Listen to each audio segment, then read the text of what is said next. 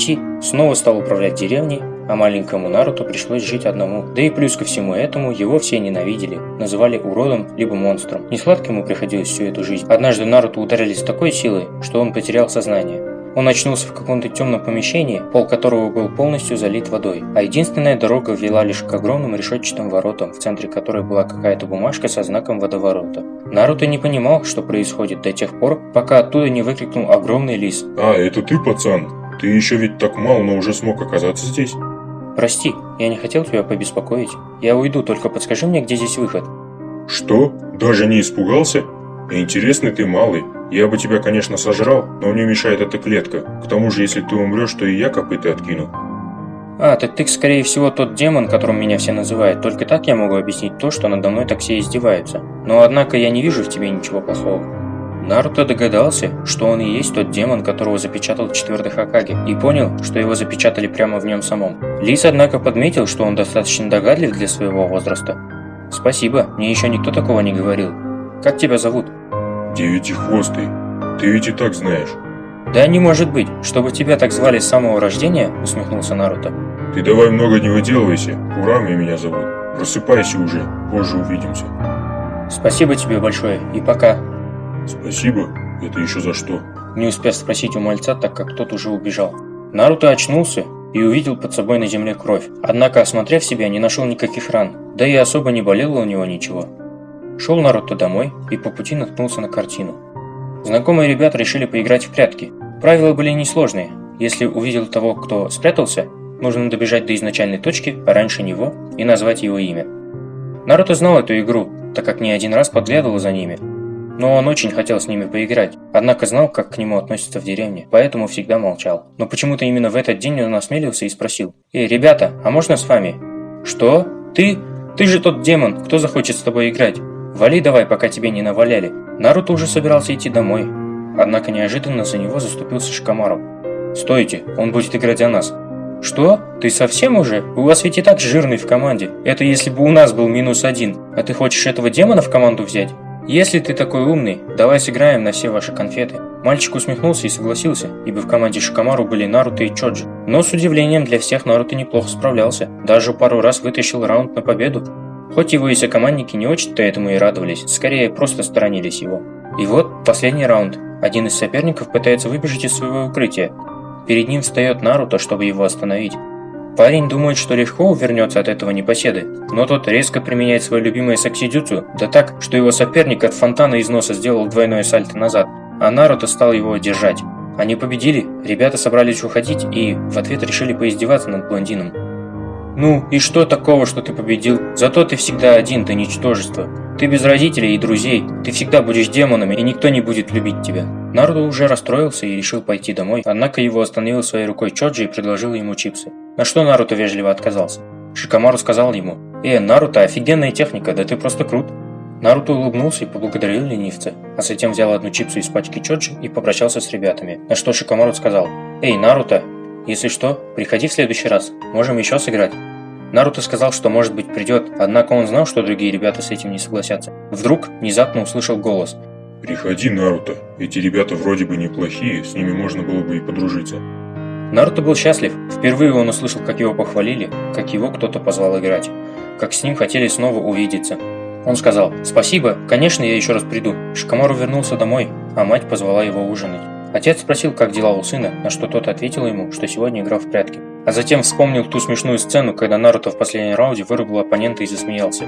Шикаку спросил, что случилось, а Шикамару ответил ему: «Да, ничего, просто там Наруто. Да, неважно». Его мать выронила тарелку из рук. Наруто понял, что на лице у нее появился то ли страх, то ли беспокойство за него.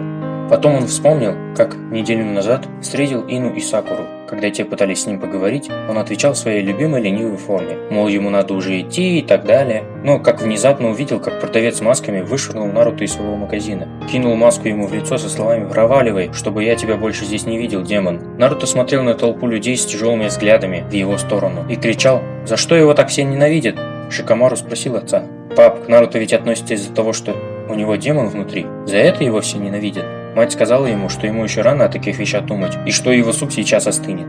Шикаку спросил своего сына: «Сынок, а ты сам-то что думаешь насчет Наруто?»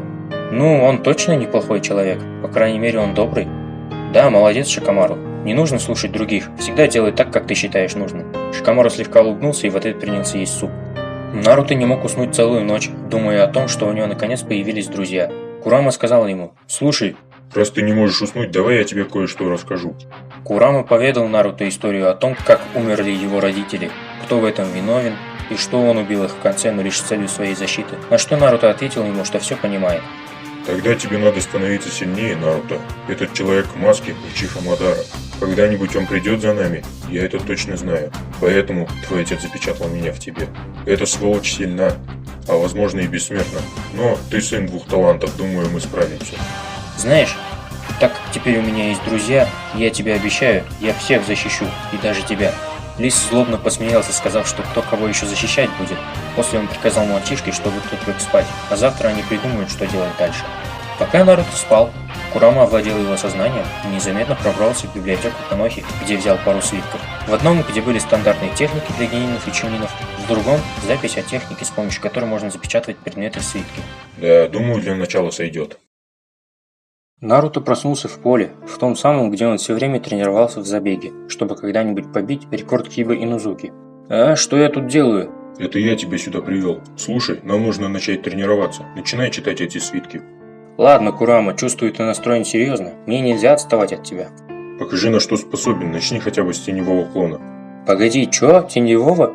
Я даже обычных создавать не могу. Какие еще теневые клоны?» Если ты не освоишь даже такую ерунду, мне не о чем с тобой разговаривать. Наруто пытался сделать клона в течение 2 дней. В итоге он добился того, что смог научиться создавать 3 клона. Ладно, неплохо. А теперь смотри фокус. Курама дал клонам свою чакру, после овладел телом одного из клонов, резко ударился головой об дерево, из-за чего клон Наруто заорал от боли. «Ты чё творишь, Курама?» А ты сам погляди, твой клон даже не исчез. «Невероятно, это все из-за твоей силы?» Нашей силы, придурок. Это еще не все. Курама овладел телом второго клона, скрылся в лес. Затем он сказал Наруто, что тот его друг, после чего приказал распустить технику. «Ты тоже мой друг, Курама», – улыбнулся Наруто и добавил: «Кажется, я понял, с этой техники можно учиться быстрее». Неплохо. Но благодаря моей силе можно нечто большее. Допустим, пока трое будут тренироваться, а твой клон будет спать дома. Его отдых также перейдет к оригиналу. То же самое касается и еды. Плюс, когда ты поступаешь в академию, ты сможешь отправлять клонов на тренировки, либо же одного из них вместо себя на учебу. Это потому что твои клоны, плюс твоя чакра от клана матери, и моя мощная чакра не дадут им развеяться. Даже если кого-то изобьют до полусмерти. Благо синяки и раны не передаются оригиналу. «Офигеть, какой ты все-таки умный!» Естественно, болван, я же живу многие столетия. Ну, тогда Наруто принялся читать свиток. Первый клон пошел в Ичираку, второй к Шикамару и Чоджи.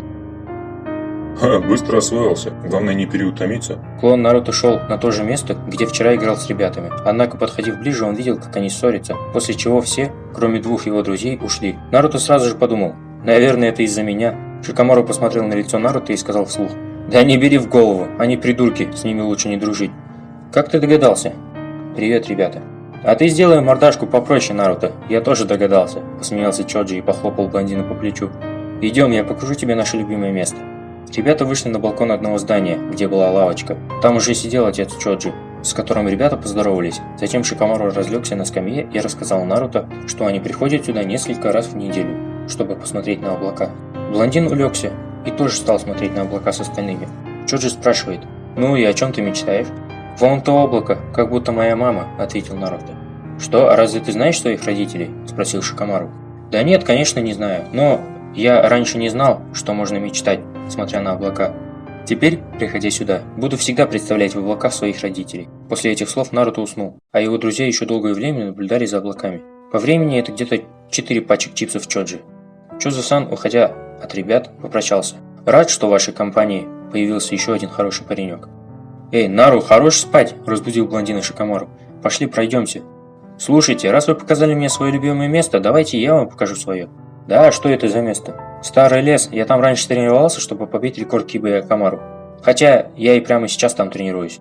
«Погоди, это как ты сейчас там тренируешься, если ты здесь?» «А, ё-моё, я же забыл совсем, я же клон!» Чоджи начал кашлять, подающись своими чипсами. «Давайте на перегонки». «Идиот, как мы будем с тобой соревноваться, если только ты знаешь дорогу?» – посмеялся Шикамару. «А, ну да». Даже Курама внутри Наруто рассмеялся от такой тупости. «А ты-то чё ржёшь? Ты это кому, Наруто?» «Да, это я так. Оригиналу своему». Пока они шли до нужного места, они увидели Ину. Парни рассказали, что их отцы и кланы всегда в дружбе, хоть они не особо любят эту девчонку. Наруто из уважения поздоровался с ней, Ина в ответ тоже, хотя не понимала, почему ребята идут вместе с ним. После этого им навстречу вышел еще один Наруто. Ина даже не поняла, что происходит. «Эй, ты же из Ичираку идешь?» – спросил Наруто сам себя. «Да, я собирался идти обратно на тренировку. Привет, ребята!» Парни попрощались с Ина и вчетвером направились на полигон. Шикомару до сих пор был в шоке, что его ровесник использует такую технику. Потом он подумал и ударил одного из Наруто по уху, отчего тот упал на землю. «Ты что, совсем идиот? Больно же!» «Чего? Разве ты не должен был исчезнуть? Или ты оригинал?» «А нет, мои клоны просто так не исчезают», – скрипя зубами через слезы, ответил Наруто, а Чоджи только расхохотался от такого казуса и снова подавился своими чипсами. «Ну ты даешь, Наруто», – восторженно воскликнул Нара. «Вот мои родители удивятся». «А, кстати говоря, ты, надеюсь, ничего не говорил родителям обо мне?» «Да, не парься, мой старик тоже считает тебя неплохим. А мама? Ну, она немного волнуется, но не запрещает мне общаться с тобой. Да и бате Чоджи ты понравился. Он так сказал, когда ты спал на крыше». «Выходит, не все люди в деревне плохие», – подумал про себя Наруто. Дойдя до полигона, Наруто рассказал, что собирается здесь тренироваться, и что ребята всегда могут приходить сюда вместе с ним. Его друзья посидели с ним еще пару часов. Чоджи увидел свиток, на котором было написано, что это техника для запечатывания предметов, и спросил: «А зачем тебе эта техника нужна?» «Курама, а действительно зачем?» – спросил Наруто у Лиса в своем подсознании. Ты еще слишком мал, чего я от тебя требую. Это для того, чтобы ты никогда не таскал на себе рюкзаки и прочий хлам. Пара свитков – все, что тебе понадобится. Так он и объяснил Чоджи, на что парни сказали, что он достаточно умен, на что Наруто ответил, что это не он, это ему один друг подсказал, сам бы он в жизни до такого не додумался. На прощание Наруто сказал друзьям, что если они не могут его найти, значит он будет здесь. Бывай, Наруто.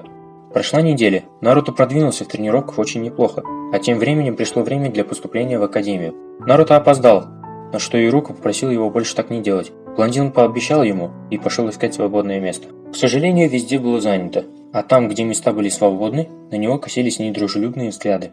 Он слышал шепоты по типу: «Слышала про него? Это с ним меня родители говорили не дружить?» Наруто уже не обращал внимания на это. Нашел одно место, там сидел мальчик по имени Учиха Сасаки. Но блондин сел туда, потому что сзади были двое его друзей, которые сказали, чтобы он не парился, места с ними уже были заняты. Да, все окей. Умина Ирука начал проверять всех по именам, после чего очередь дошла до Узумаки Наруто. Мальчик встал, а полкласса посмотрели на него косым выражением лица. Он сел и сделал вид, будто ему все равно, хотя, наверное, так и было.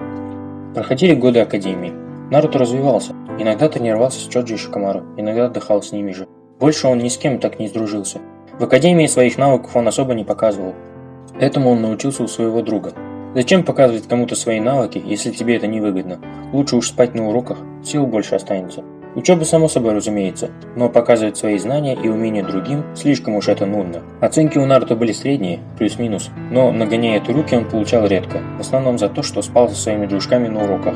Попадаясь в спаррингах 1 на 1 с кем-то из своих друзей, он либо сдавался, либо говорил, что не желает сражаться с другом. Остальным тоже он поддавался.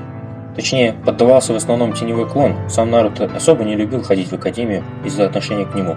Однако сенсея он уважал, так что приходил лично, время от времени, да и приколы его друзей пропускать не хотелось. Как-то в одно время Ирука дал задание написать на листочке имя человека, с которым им хотелось бы провести в последний день жизни. «Зачем?» – ледяным голосом проворчали все дети.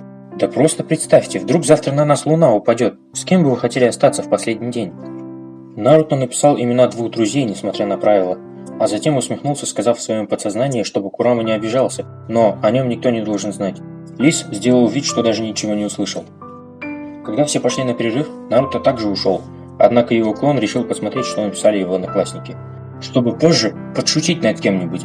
Но каково его удивление, когда он взял листок одной тихой девочки, где было написано «Узумаки Наруто». Это была Хината Хьюга. Клон развеялся, а Наруто решил спросить у ребят, почему же она так написала. «Ну и тупой же ты, Наруто, иногда действительно ты тупой. Посмотри на нее.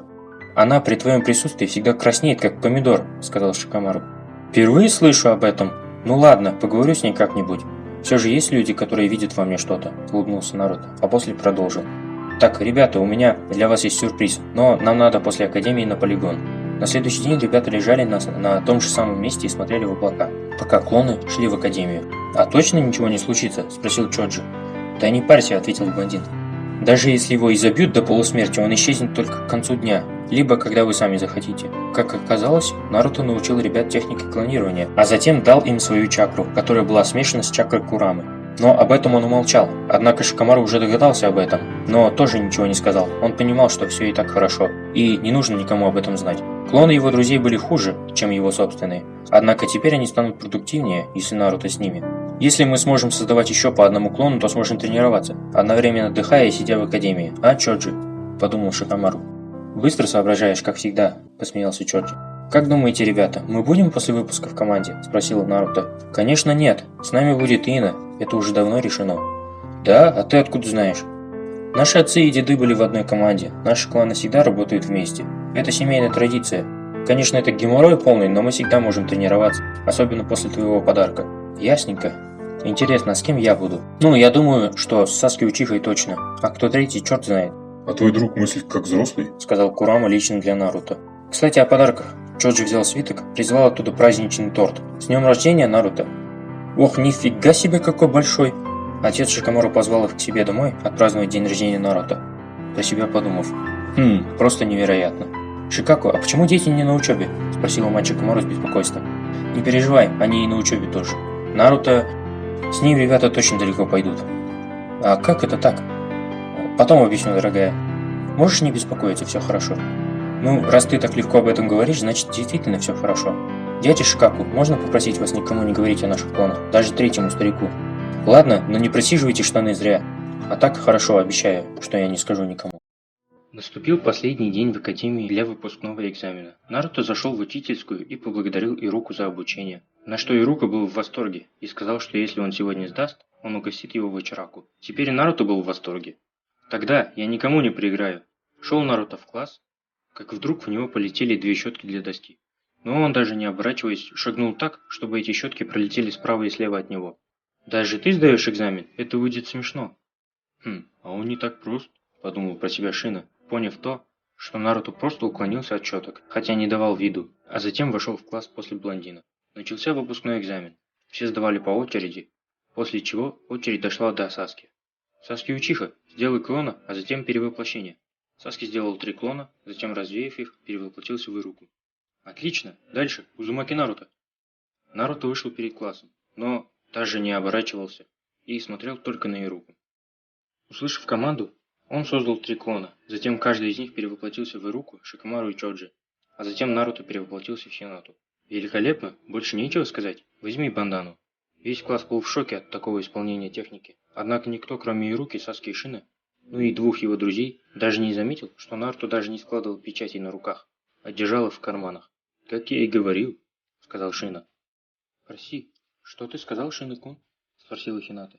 «Посмотри, он даже не складывал печати. Почему? Да потому что руки его сейчас в кармане находятся. Интересненько». «Но почему он превратился в меня?» — закраснев, подумала про себя Хината. «Итак, все молодцы. Сейчас вас распределят по командам. Удачи!» Постепенно все начали выходить. Далее в класс зашла Юхи Коринай, Абурама Шина, Инузука Киба, Хината Хьюга. «Теперь вы команда номер 8. Прошу идти за мной. Удачи, Наруто-кун». «Спасибо, Хината». В класс вошел Асуму Сарутоби, Шикомару Нара, Акимичи Чоджи, Яманака Ина. «Я капитан вашей команды номер 10. Идемте». Друзья попрощались с Наруто. «Странно. Раньше я думала, у него совсем нет друзей», – подумала про себя Сакура. Саски, Наруто и Сакура просидели еще час. Затем зашел их капитан. «Я Хатаки Какаши. Простите за опоздание. Бабушке помогал дорогу перейти». «Ага, конечно», – подумал про себя Наруто, ибо его клон видел его читающим книгу в закусочной возле дома, а затем рассеялся. «Ладно, ребята, еще раз. Я Хатаки Какаши, капитан вашей команды номер 7. То, что я люблю, вас не касается. Мои мечты тоже. Теперь ваша очередь. Харуна Сакура. Хочу стать отличной куноичи. А то, что я люблю, ну... Ладно, понятно, дальше. Учиха Саски. Почти ничего не люблю. Хочу возродить клан и убить одного человека. Ясненько. Узумаки Наруто. Люблю рамен, своих друзей и смотреть на облака. Единственное, что я хочу, защитить своих друзей, ну и еще убить одного человека. На остальное мне пофигу. Да, интересная команда. Хорошо, жду вас завтра в 10 утра на 4-м полигоне. И да, советую вам не завтракать, а то может стошнить. Встав в 7 утра, Наруто решил посетить друзей перед своим испытанием. «Тоже мне дурака нашел», «Правильное решение», — сказал ему Курама. Позавтракая, блондин взял 2 свитка, в которых были его вещи, и направился домой к Шикамару. Однако его мама сказала, что они с командой, а еще попросила его передать ему бенто, которое он забыл. Наруто, конечно же, согласился. «Держи, лентяй, мама передала». «О, спасибо, а ты что тут делаешь?» «Да, у меня в 10 утра испытание от Какаши. Наверное, хочет проверить нашу команду». «В 10? Тогда не хочешь к нам присоединиться?» – крикнул Чоджи. Ина было без разницы. Наруто согласился, поприветствовав Асуму. «Кстати, он сын 3-го», – сказал Шикамару, после чего Наруто удивился и улыбнулся. «А вы похожи». «Наруто, смотри, что я умею». Чоджи выложил все свои чипсы и крикнул: «Стихия ветра! Чипсовый пылесос!» Засосав всю пачку в рот, на что Наруто чуть не упал со смеха. «Ладно, хватит веселиться, давайте устроим спарринг. Наруто поможет вам, ребята». «Конечно. Давайте, если ударите меня 1 раз, вы победили». «Начали?» «Есть!» Ребята резко покинули поле боя, чтобы спрятаться. «Давай, Шикамару, стратег ты наш», — сказал Наруто. Почему бы не сделать это быстро и закончить сразу же? Просто неохота над этим париться. Давай корону, Наруто». «Понял!» – засмеялся Наруто. Чоджи побежал на Асуму. Тот начал уворачиваться, после чего Асума ударил Чоджи. Но это был клон, который создал Наруто. Затем он увидел, как сзади летит огромный кулак Чоджи, ему пришлось отпрыгнуть. Шикамару хотел сразу же схватить его в тень, однако Асума оказался сзади него и сделал удар по нему. Но это тоже был клон, только уже Шикамару. «Что? Теневые клоны? Ну ничего себе, ребята!» – подумал про себя Асума. Но сзади сразу же вылетели Наруто с Шикамару, прокричав: «Извращенная техника! Двойное соблазнение!» Асума был сбит с толку, а Ина взяла его в свою технику, после чего Чоджи нанес легкий удар в спину. «Черт побери, вы меня так быстро сделали, да как так-то?»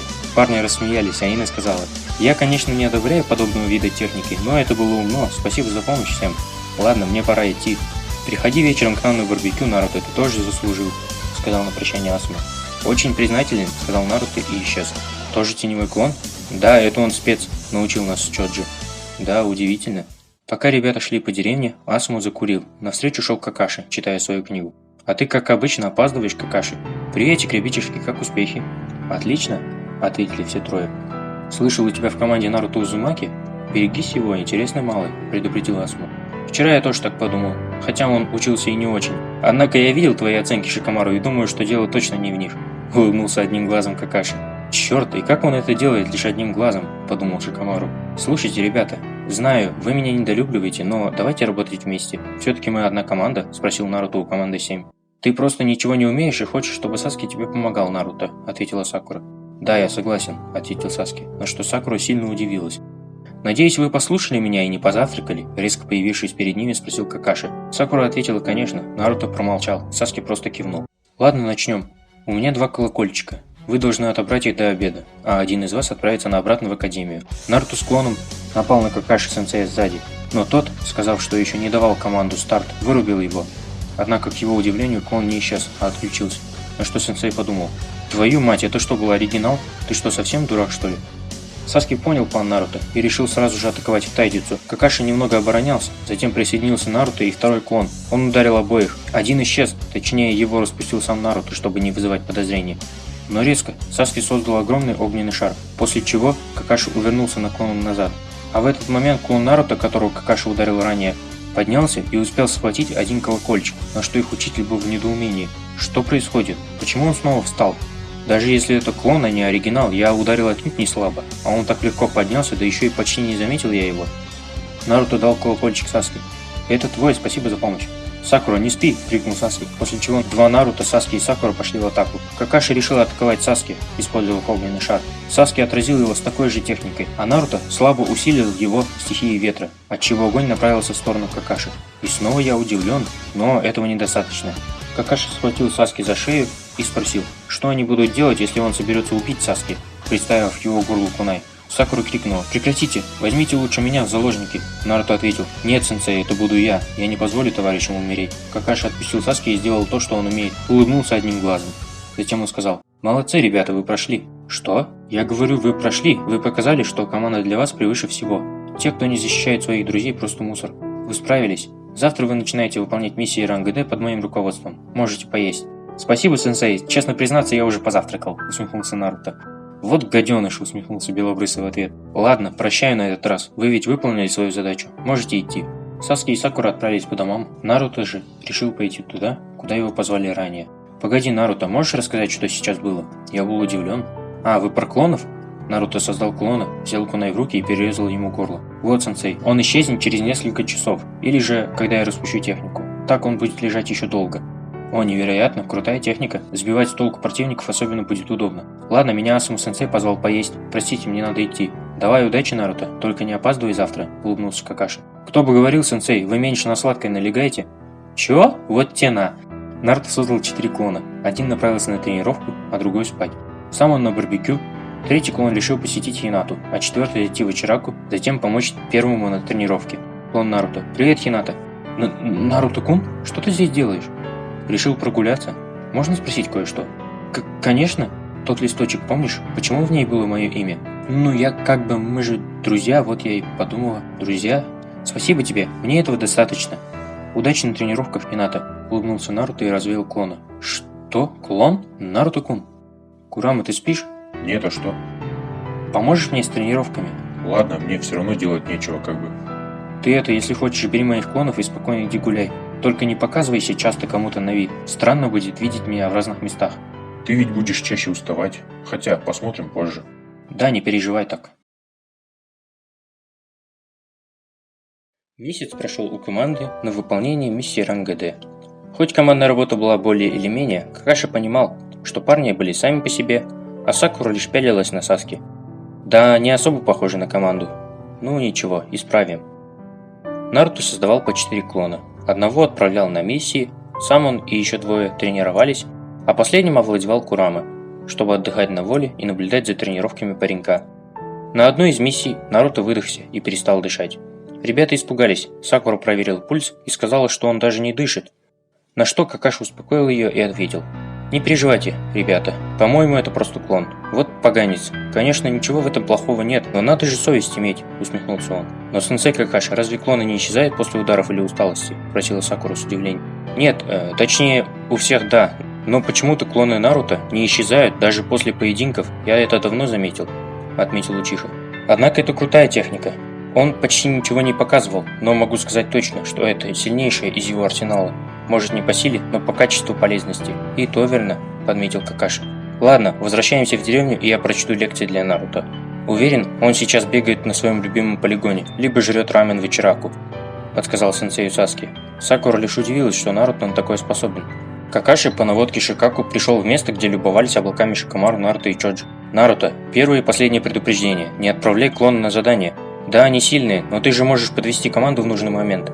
«Простите, учитель, я все понял. В следующий раз я пойду сам, а клонов оставлю по делам. Я обещаю. Я защищу свою команду». «Держи, это тебе», – протянул листок Какаши и похлопал его по спине. «Завтра у нас миссия ранга С». Наруто был очень рад. После минутного празднования он спросил Какаши: «Сенсей, а как вы думаете, глупо ли наблюдать за облаками и представлять себе близких?» «Что?»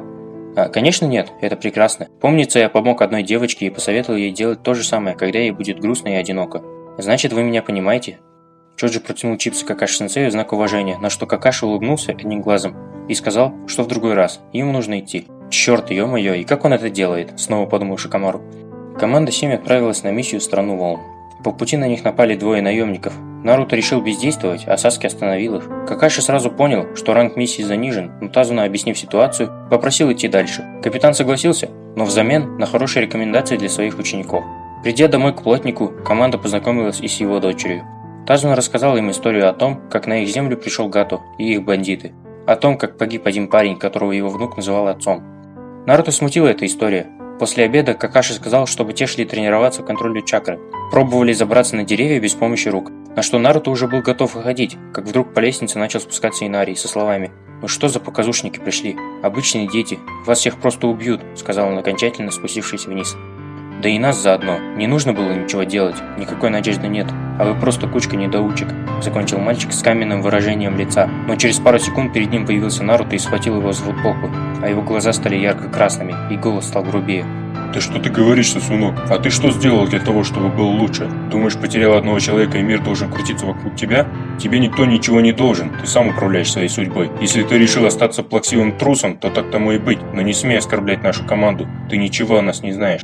Блондин бросил мальчишку на пол и ушел на улицу. «Эй, Наруто, ты перебарщиваешь?» – сказал Какаши. «Все нормально, я пойду с ним», – перебила Саски.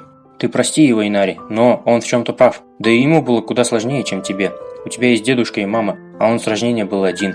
У него даже родных не было, но Наруто нашел себе несколько верных друзей, а еще он очень силен и никогда не даст их в обиду. Таким, по-моему, должен быть настоящий шиноби. Все в деревне ненавидели его все его детство из-за неких обстоятельств, в которых он даже не виноват. Но он не стал на темную сторону, ни на сторону труса. Он ниндзя. То же касается и Саски. У него вовсе перебили всех родных, однако он такой же старательный. Эти двое когда-нибудь станут героями. Запомни, люди не признают тебя героем, пока ты сам им не станешь. Тем временем на тренировке. Наруто, помнишь наш первый разговор? Скажи, кого ты хочешь убить? Человека, который убил моих родителей и обрел меня на судьбу жить изгоем. А ты? Учиха Итачи. Мой старший брат. Он убил моих родителей и весь клан. Погоди, что? Учиха? Я тоже хочу убить Учиху Мадару, только не рассказывай об этом никому. Что? О чем ты? Он же жил во времена первого Хокаге. Не знаю, но этот хрен дожил до наших дней и убил моих родителей, когда я только родился. Да быть такого не может. Саски, пусть этот разговор останется между нами. Хорошо, не отставай от меня. После этих слов Саски побежал на дерево, а Наруто за ним. Они увидели, как к ним подходит какая-то девушка. «Ты что тут делаешь одна?» – спросил Наруто. «Простите за беспокойство, я собираю лесные травы для своего друга». «А, ну раз для друга, тогда давай я помогу тебе. Ему повезло иметь такую красивую подругу. Вы тренируетесь? С какой целью? Вы что, шиноби?» «Конечно, мы тренируемся, чтобы стать сильнее. А сильнее мы становимся для достижения своих целей и также для защиты друзей». «Благородная цель у вас. Спасибо за помощь, мне пора идти». «Кстати говоря, я парень». «Что?» – воскликнули оба сокомандника. Примерно через полчаса они вернулись, сказав, что взобрались на высочайшее дерево без рук. Какаши не был удивлен, а Инари еще как был удивлен. «Ладно, нам нужно провести плотника на мост, дорога не близкая, возьмите необходимость с собой». «Есть!» Наруто оставляет 2 клонов у дома Утазуны, чтобы набраться сил и почитать на досуге. «О, а я наслышан об этой технике. То, что ты ее так используешь, очень похвально», — сказал Тазуна. «Наруто, твои вещи ведь в свитках?» — спросил Саски. «Научишь меня как-нибудь?» «Конечно, нет проблем». На мосту на них напал Забуза. Какаши пошел на него в атаку, сказав охранять старика. После долгой битвы, в которой Забуза начал уступать, он создал туман, создав водного клона, предварительно откинув от себя внимание на плотника. Какаши попался в водную тюрьму, но сюрпризы не заканчивались, и на поле боя прибыл парень в маске, который начал нападать на ребят. «Я разберусь, попробуй освободить Какаши». «Сакура, охраняй плотника!» – крикнул Саски. Наруто создал 2 клона и пошел в атаку на Забу. «Будь аккуратнее, он один из 7 мечников. Это самый сильный шиноби из тумана», – предупредил блондин Лис. Пока Саски сражался с Хаку, он был в ярости, что не успевает за его зеркалами, после чего пробудил 2 томоя на Шарингане. Клоны напали на Забузу. Один подставился под удар специально, сбивая Забузу с толку. Тот перерезал его пополам. «Идиот! Напал оригиналом?» Резко выбегая на Забузу, который только замахнулся своим палачом, он использует толчок стихии ветра и отбрасывает его меч. А второй клон кидает кунай в его голову. Забуза резко уворачивается, освобождая Какаши из водной тюрьмы. Но вдруг блондин услышал крик: «Наруто! Наруто! Саски умер!» «Ха! Идиот! Кого он пытается надуть? Он просто остановил его циркуляцию чакры на время», — сказал Курама внутри Наруто. «Опа! А вот и мой ужин пришел. Наруто, меняемся». На место прибывают бандиты во главе с Гато. «Забуза, опять ты разочаровываешь? Проигрываешь каким-то соплякам?» «Слушай сюда, упырь. Идея такая. Я знаю, что наш Саски жив. Предлагаю разделать эту кучку недошиноби и разойтись по домам. Только сделай одолжение, создай туман, чтобы сзади те не видели ничего», — крикнул Забузе блондин, казалось бы, более грубым голосом. «Ладно, так и быть. Я сразу почувствовал, что в тебе что-то не так. Твоя аура даже страшнее моей. А насчет моего друга, он не хотел вас убивать с самого начала». «Наруто, ты собираешься их убить?» – спросил Какаши. «Да, это, конечно, не самое хорошее дело, но в будущем эти уроды принесут еще большие проблемы, так что лучше избавиться от них сейчас». Наруто стал накапливать в руке чакру. «Биджудама». «Что? Разенган?» «Нет, это кое-что покруче. Разенган мне не интересен, а эта техника как раз подойдет под раздирание жопы кучки отбросов. Хотя нужно быть аккуратней, урон может также навредить моей руке». «Забуза сама, что нам делать?» «Слушай этого пацана и не задавай лишних вопросов». «Чего слушать? Размазать их все до единого». Наруто кинулся в центр шайки, ударив бомбой хвостатого по земле. Откинулась добрая половина из всей банды. Забуза и Хаку взяли оставшуюся часть на себя. Какаши помог им сзади кунаями. «Ну что, урод, готов ответить за поступки?» «Да кто ты такой? Не убивай меня, я тебе заплачу!» «Заплатишь и сполна, грязное животное, прощайся с жизнью!» Этими словами Наруто перерезал ему горло и выбросил в море. Туман рассеялся, Сакура и Тазуна не поняли, что произошло. Саски пришел в себя. Позади них прибежал Инари со своими жителями и с оружием в руках, но, как оказалось, враг уже был полностью повержен. Толпа ликовала. Тазуна заплакал. Наруто сказал Инари, что его ждет светлое будущее и что он храбрый. Хаку поблагодарил Наруто за то, что тот решил все их проблемы. Забуза извинился перед Хаку и ребятами. Они оба пообещали больше не связываться с наемниками. «Забуза, на твоих плечах куча положенных жизней, ты ведь сам понимаешь?» – спросил его Наруто. «Я тебя понял, пацан. Мы с Хаку будем охранять этих жителей», – ответил Забуза, на что Хаку улыбнулся своему сенсею. «Кстати, я так и знал, что это ты. Видать, Саски потрепал тебя и сломал маску», – усмехнулся Наруто. «Да, он был достойным противником. Спасибо тебе, Узумаки Наруто». Тазуна предложил назвать мост именем Великий мост Наруто. Ребята пробыли там еще день, чтобы Саски восстановился. После попрощались с Тазуной и Инари, а также жителями, и отправились домой. «Саски, Хаку тебя похвалил, назвав достойным противником. Все же мне нужно становиться еще сильнее, намного сильнее», – ответил Саски. «Ну и ну, ребята, поверить не могу, вы все сделали за меня, а я еще и боялся», – с малой грустью произнес Какаши. «Кстати, сенсей, откуда у вас Шаринган?» – спросил его брюнет. «А, это? Он достался от моего лучшего друга, который погиб. Кстати, это он научил меня правилам, которые я вам озвучил, когда вы сдали мой экзамен. Он научил меня держать друзей превыше всего, и вы следуете его примеру, он герой. А я думаю, мы превзойдем его», – сказал Наруто. Может быть, детишки, только тренируйтесь чаще». Чуть позже в резиденции. «Ладно, можете идти. Какаши, останься». «Ну как тебе, ребята?» Думаю, они готовы для экзамена на Чунина». «А не рановато ли?» «Думаю, самое время. Они трое не лыком шиты. Узумаки Наруто скрывает свой потенциал. То ли от лени, которой его научил Шикамару, то ли не любит раскрываться полностью. Безумно силен для своего возраста. Ну, я могу ошибаться, но, по-моему, он контролирует чакру Девятихвостого. Создает также несколько клонов для еды, отдыха и тренировки одновременно. Очень любопытно. Надо бы следить, чтобы Кьюби не овладел мальчиком. Да уж, интересная байка. Смотря на его оценки в академии и то, что он все время спал на уроках, даже когда приходил я, смелюсь предположить, это все были теневые клоны. А что насчет остальных? Учиха Саски, как и полагается, тоже гений, для своего возраста силен. Плюс он Учиха, навыков достаточно. Харуна Сакура, ну, у девочки отличный контроль чакры, стойкая к гендзюцу, знания на высоком уровне, однако в бою ей приходится тяжело, нужно чаще тренироваться. Неплохая вышла троица, несмотря на то, что Наруто хотел изначально в команде к Чоджи Шикамару, посмеялся Хирузен. Да, друзья, ничего не поделаешь. Но все нормально, я ими доволен. Хорошо, я тебе разрешаю, дашь им эти пропуска. Ребята шли перекусить куда-нибудь, как Курама остановил Наруто и сказал: «Эй, Наруто, это Джирайя, твой крестный отец, можно сказать. Ты должен с ним познакомиться». «Ребята, погодите, надо с этим стариком поговорить. Эй, старик, ты ведь Джирайя?» «Да, а вы кто, детки?» «Мы тебе не детки, это Сакура Саски, а я Узумаки Наруто. Я знаю, кто ты и что ты учил моего отца. Не спрашивай, откуда. Пока я все равно не скажу, но с тобой познакомиться я хотел». «О, Наруто, значит? Тогда держи тебе мой подарок. Эту книгу я написал, назвав главного героя Наруто. А потом отец назвал в честь него тебя. Имя мое Джирайя». «Невероятно, вы же Санин из легендарной троицы?» – спросила от удивления Сакура. «Да, легендарный жабе-отшельник Джирайя. Так что вы собирались делать?» «Спасибо, старик, очень ценный подарок. Я обязательно до корки его прочитаю. Мы собирались пойти поесть вечераку. Пойдешь с нами?» «Да, не откажусь, разумеется». Вчетвером они направились к Таучи. Сидя за столом, Наруто спросил: «Слухай, ты ведь мне получается как дедушка?» «Ну, можно и так сказать, а что? Просто пообещай, что ты будешь иногда навещать меня. У меня и так немного друзей или знакомых, а родных и вовсе нет». Джирайя поставила свою руку на голову Наруто. «Скажу больше, мальчик, я тебя даже тренировать буду время от времени, если ты не против. А вообще, давайте после обеда пойдем все вместе, и вы покажете, на что способны. А я, может быть, чему-нибудь вас и научу». Счастья Наруто не было предела. Он поблагодарил Кураму за то, что тот его предупредил. Далее все отправились на тренировочный полигон. Туда клон Наруто позвал еще команду 10. В общем, я сказал клону, чтобы он позвал и их тоже. Это мои друзья. «Ну, ребята, покажите, что умеете». Все показали свои умения, плюс-минус парочку техник. «Ну давай, Наруто». Наруто создал в руке Биджудама и сказал: «Нет, это не Разенган, но что-то похожее. Это кое-что помощнее, однако оно травмирует мою руку». Затем Наруто создал клона, взял в руку кунай и вонзил его в сердце своему клону, после чего тот упал на землю.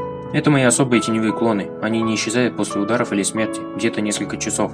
Либо пока я им не прикажу», после чего он кивнул Шикамару. Тот создал теневого клона, а Наруто дал ему свою чакру. В то время клон Шикамару назвал Чоджи жирным, за что отхватил огромной рукой по лицу. А это моя способность усиливать клонов моих друзей, которые тоже не исчезают. Но это лишь благодаря тренировкам, которые они провели со мной. На этом пока все.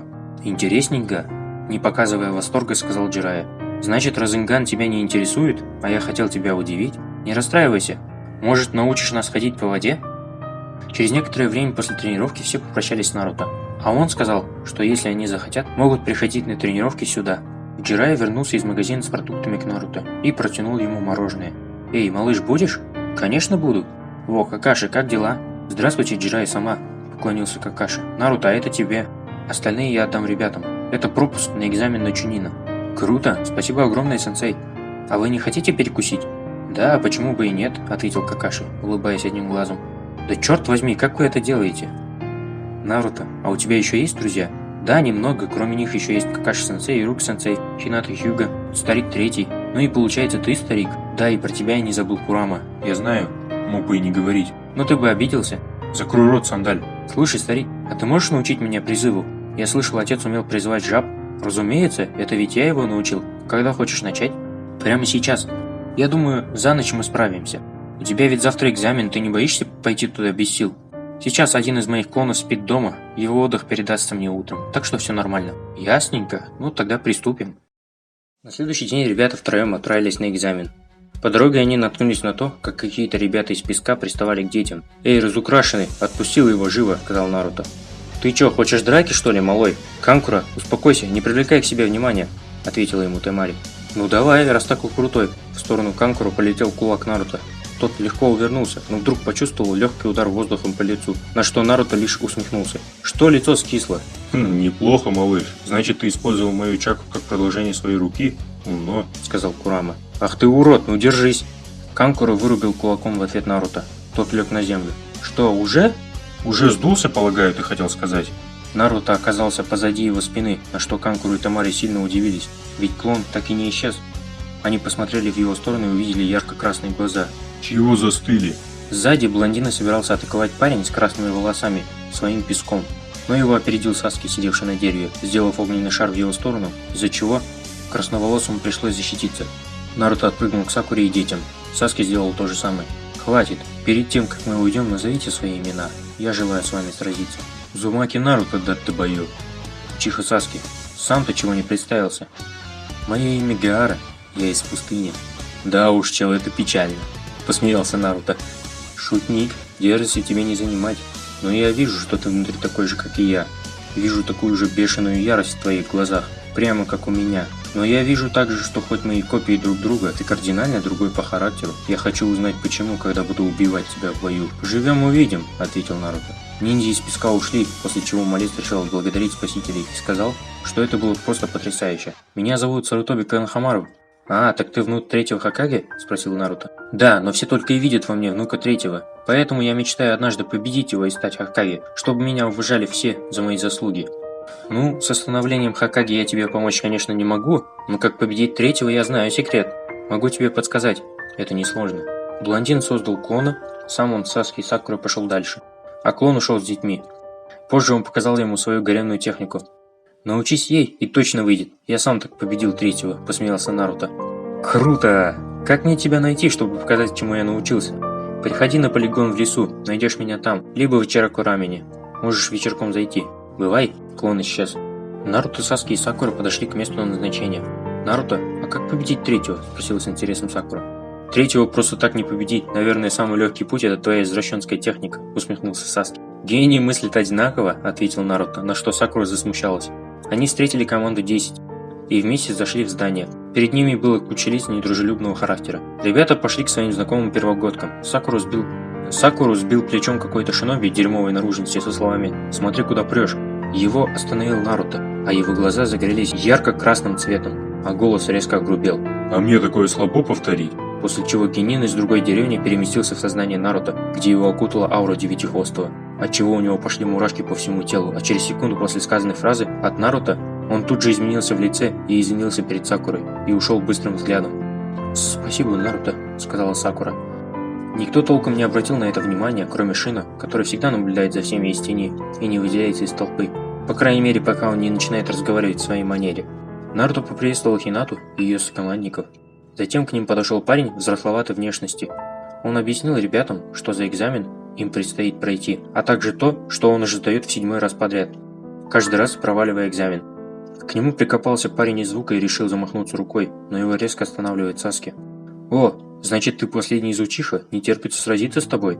Погодь, Саски, я с ним разберусь. Пойдем выйдем, ежик, здесь нам помешают», — сказал Наруто. «А ты, Саски, следи за остальными». «Угу», — усмехнулся Саски. «Доверяюсь тебе». «А ты смелый? Ну пойдем, блондин, я быстро с тобой расправлюсь», — ответил ниндзя из звука. «Простите, что добавил вам проблем, ребята», — застенчиво попросил прощения Кабуто.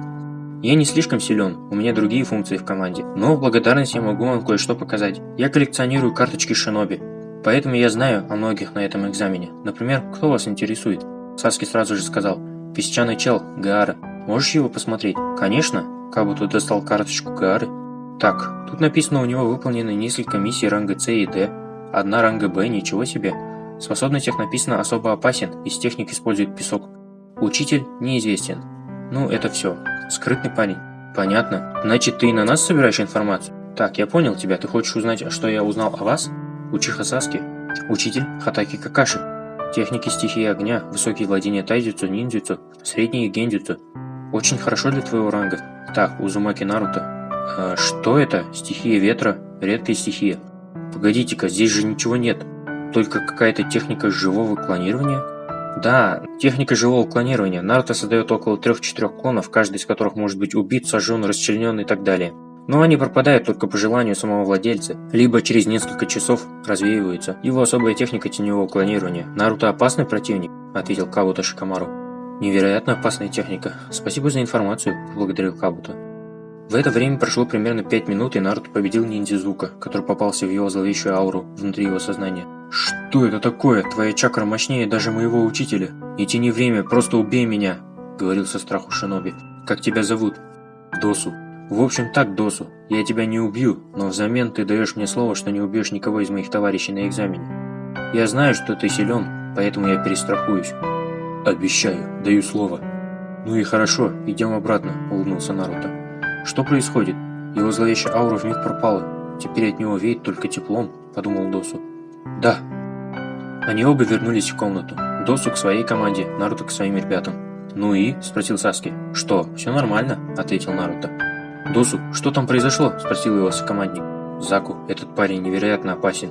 Надо обходить его на экзамене. Он сказал, что не убьет меня, если мы обойдем эту шайку из Канохи стороной. Я пообещал». На что его команда резко удивилась.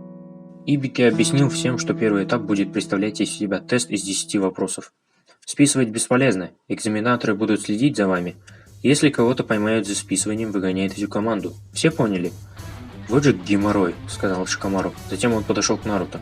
«Эй, есть идея. Но не распространяй это всем. Команде не говори. Сакура напишет сама. Саски прочитает, если что, шаринганом. В общем, понадобится твоя чакра. Как я ожидал от тебя. Кажется, я догадался, чего ты хочешь. Если моя чакра защищает вас от атак, то, поделившись ею с тобой, моя чакра сможет управлять твоей рукой, копируя мои ответы, а моя чакра – твои». «Недурно, Наруто. Можешь поделиться чакрой со мной и с Хинатой, по одному человеку с команды. Ина сможет прочитать мои ответы переносом разума, затем переместиться в Чоджи и напишет ему. Хината напишет ответы, а Шина с помощью жуков поможет остальным. Будет легко, да ты боё. Саски, вы должны сесть так, чтобы мы могли увидеть друг друга в глаза, если кому-то из нас понадобится помощь. Да, я уже понял твою идею. Неплохо, Наруто», — слегка улыбнулся Саски. Наруто подошел к Хинате и коснулся ее плеча. «Тихо, это мой подарок. Помоги своим друзьям». Хината резко почувствовала прилив сил в 2 раза. Наруто не стал ничего объяснять. Он знал, что Хината наблюдала за ним и его друзьями на тренировке. Она уже поняла, для чего блондин дал ей чакру. «Спасибо, Наруто-кун». Первый этап прошел налегке. На 10-м вопросе им был предоставлен выбор – продолжить, либо попробовать на следующий год, но с условием, что если они провалятся сейчас, больше никогда не смогут стать чунинами. Половина аудитории решила уйти. 7-я, 8-я и 10-я команды остались. Разумеется, они прошли дальше. «Молодцы! Дальше вас ждет второй этап. Можете направляться в указанное место», — сказал Ибики. После этого все ушли. Он начал собирать листки с ответами. «Что? Эти первогодки ответили на все 8 вопросов? Причем все? Вот хитрые поганцы». «Слушай, Наруто, спасибо. Благодаря тебе мы сделали пару вопросов», — поблагодарил его Киба. «Хината мне все рассказала. Действительно, никогда подобного не видел, чтобы так хитро пользовались чакрой. Неплохо, Наруто», — добавил Шина. «Кстати, я видел, что ты побил мой рекорд на том старом полигоне, молодец. Но я обойду тебя после экзамена и поставлю новый рекорд», – засмеялся Киба. «Как только это случится, позови меня, тогда посоревнуемся», – улыбнулся Наруто в ответ. Резко в их сторону прилетел кунай. «Эй, мелкие, я тут для кого все это стою и объясняю?» Появился экзаменатор за спиной у Наруто. «Анка-сан, вы уронили?» Подает языком кунай, подкравшийся сзади шиноби из деревни скрытой траве, делая вид, будто направляет его в горло. «Спасибо, очень мило», – улыбнулась Анка. Клон Наруто развеялся, а сам он сидел со своей командой в теньке. «А, теневые клоны, значит, понятненько». «Однако хватит просиживать штаны, вставайте по местам и по команде бегите в лес смерти». Рядом с Наруто и Саски стоял Ли. Он наблюдал за другими командами, искал достойных соперников, с которыми хотел сразиться позже. Он заметил многочисленные рубцы от шрамов на руках и лицах Наруто и Саски. Подумав про себя, Рок Ли понял, что раз эти двое достойно тренируются и скрывают свои способности, они могут оказаться хорошими соперниками. Прозвучал сигнал «Старт». Все команды с разных сторон направились с быстрой скоростью в лес смерти. Через какое-то время, направляясь вперед, Наруто почувствовал множество источников чакры возле Шикамару и Чоджи. Он попросил его команду идти вперед, а сам сказал, что догонит их позже, что ему нужно отлучиться ненадолго. «Что-то случилось?» – спросила Сакура. «Если хочешь защитить кого-то, так и скажи», – улыбнулся Саски. «Только не опаздывай, а то мы уйдем без тебя». «Спасибо, ребята». Наруто побежал в их сторону.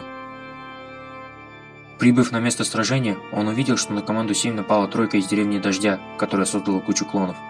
«Да, это, конечно, геморрой, несмотря на то, что у них 3 глаза на троих», – посмеялся Шикамару. «А вот и наша подмога. А точнее, к нам пришел один Наруто», – обрадовался он, не подавая виду. Только он стал складывать печати для клонов, появился Досу со своей командой, крикнув: «Валите отсюда, я сам разберусь с ними, после чего мой долг будет искуплен. Уходите, мы справимся».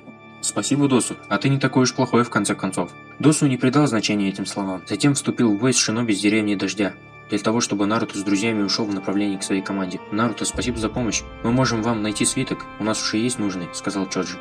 «А вы быстрые?» Только блондин прибыл на место, они увидели, как Саски лежит на земле без сознания, Сакура стоит перед ним с кунаем в руках. «Твою мать, что здесь произошло? Отвечай, урод!»